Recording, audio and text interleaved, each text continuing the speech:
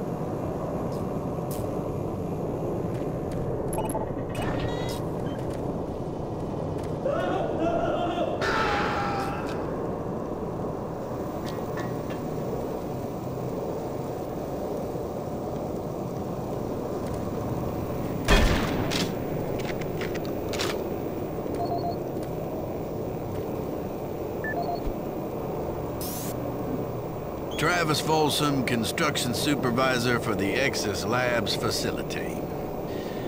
We recently reached substantial completion on the facility's engineering sector and began work on the environmental systems sector early. At this rate, we should be able to impress the big boys up in Central Authority and score our completion bonuses. Last week I reviewed the construction documents and found another item where we can cut costs.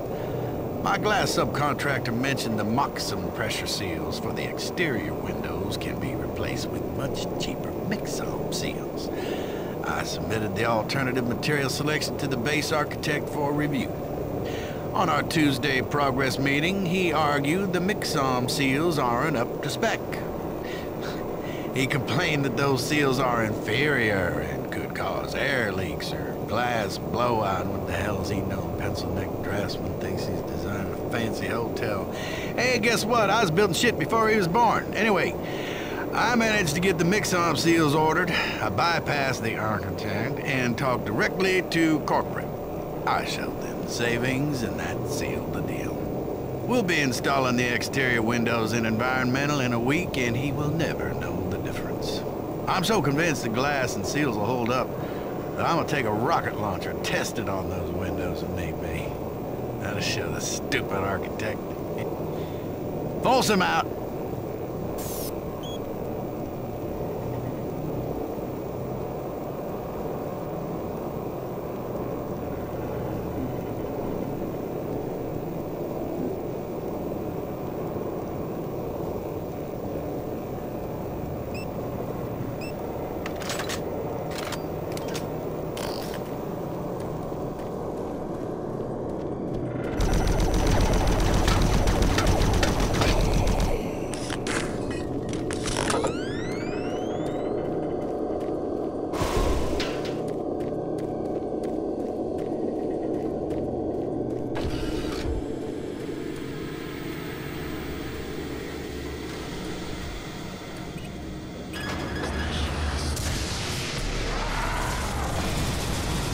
Environmental breach detected. Please activate emergency settings.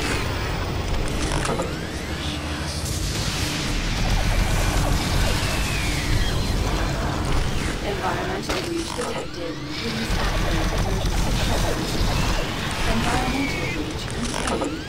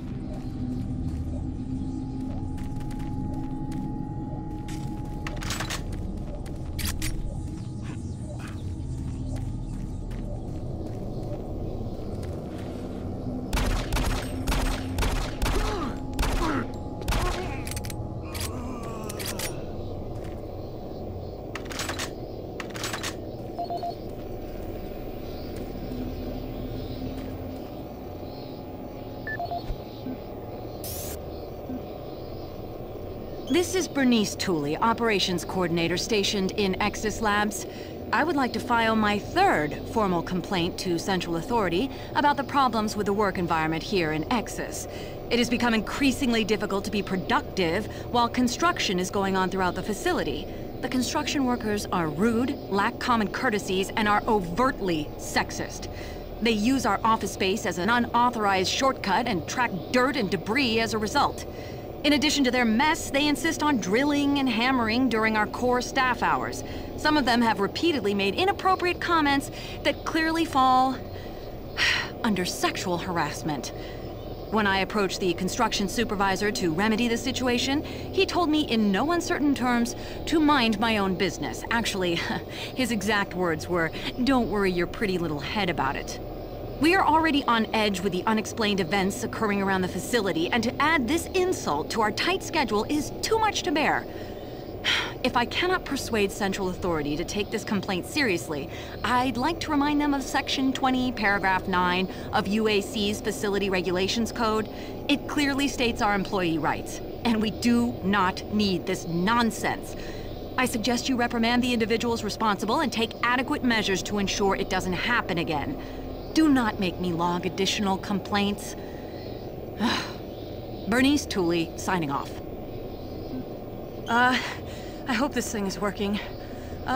Something is happening here, and no one knows what's going on. Oh, the power is going crazy. We can't communicate with Central Administration, and I've heard something like screams. I don't know. It was so disturbing. Okay, my assistant left me, and I'm all alone here. Okay, I'm gonna try to get the network working, but the systems are acting just crazy. I don't know what to do. I think what was that? Oh my God. No! No!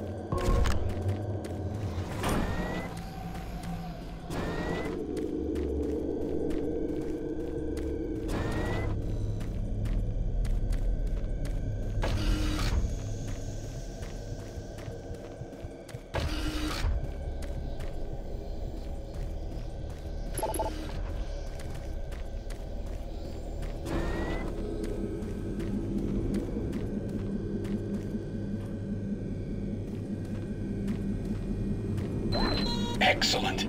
You're back. The inducer is working perfectly, and the teleporter is ready for transport. Here's the situation. There's a teleporter outpost in the other dimension, and it's still operational. It's very powerful, and it has a range that could lead those demons all the way to Earth. I would disable it myself, but it requires 2 people to do it. One person at the outpost to initiate the teleporter, and another person here to transmit a power surge to destroy it. I know it's a lot to ask, but you'll need to go to the other dimension, find the remote outpost, and initiate the startup sequence. You're our only hope of defeating this evil. I've got the teleporter ready to go. All you need to do is go into the chamber and initiate the sequence. I'll handle the rest from here. But before you go, I want to give you my personal account of what happened here. It explains everything. The advanced teleporter, how the madness started, everything. It's over there on the console. Please take it. The world needs to know the truth. And good luck.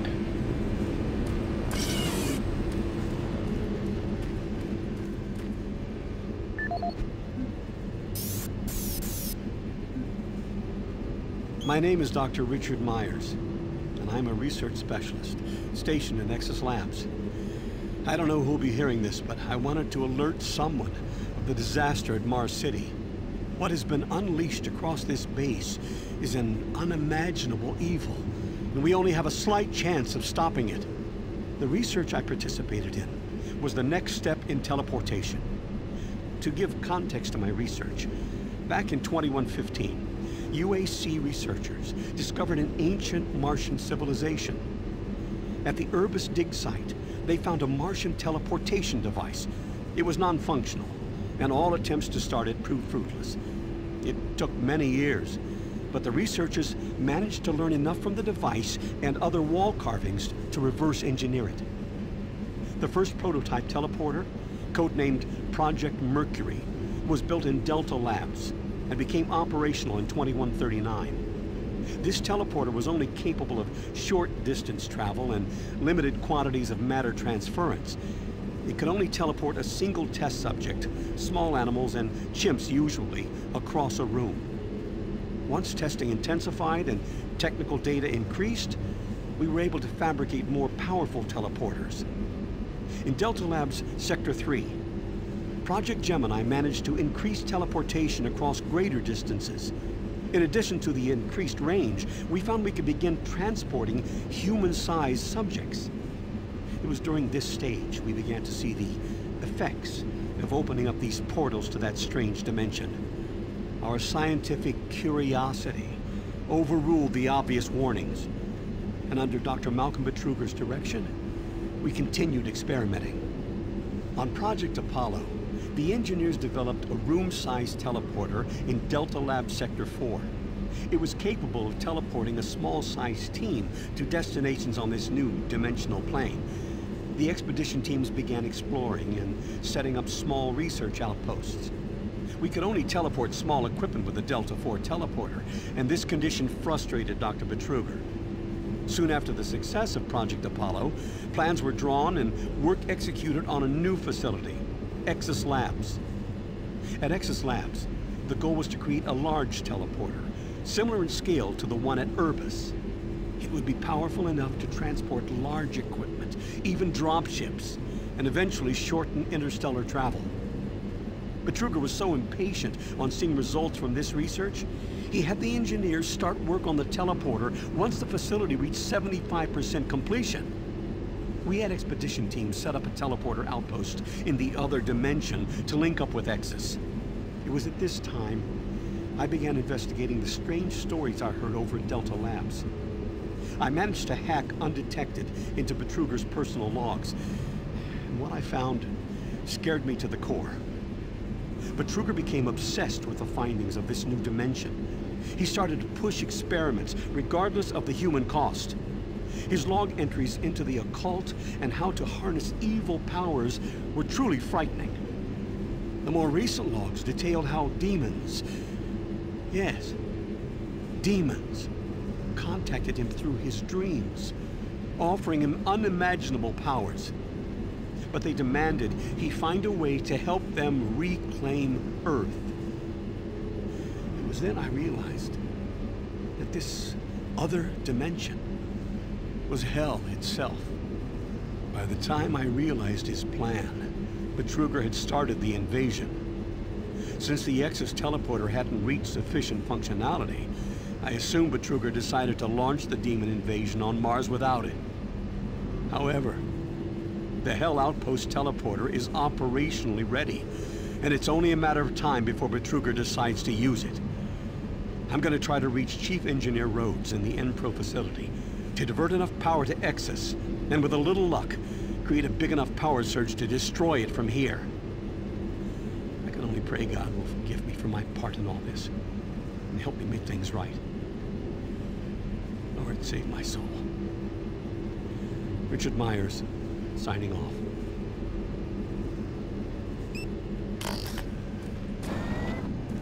Decontamination process started. Decontamination complete. I have the teleporter sequence already configured. Just activate the main console. When you reach the outpost, I'll be able to communicate with you. Good luck.